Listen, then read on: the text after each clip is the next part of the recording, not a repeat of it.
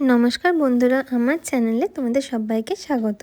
আজকে আমি তোমাদের দেখাবো আমি ঘরোয়াভাবে পনির টিক্কা কিভাবে বানিয়েছি।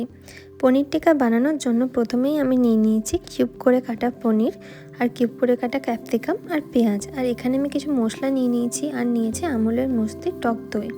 এই টক দইয়ের মধ্যে আমি জিরে গুঁড়ো, ধনে গুঁড়ো, একটু তন্দুরি মশলা, নুন আর কাসুরি মেথি মিশিয়ে দিচ্ছি।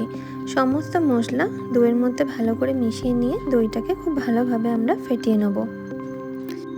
আর দইটা নিতে হবে সম্পূর্ণ জল ঝরানো টক দই।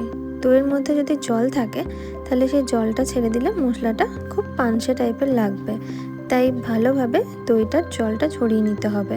তারপরে এর মধ্যে আমি দিয়ে দিচ্ছি কিউব করে কাটা ক্যাপসিকাম, পনির আর পেঁয়াজ।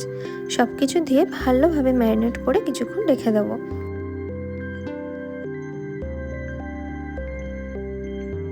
আমি একটুখানি চিলি ফ্লেক্স দিয়ে দিচ্ছি আর দিয়েছি অল্প একটু অরিগানো।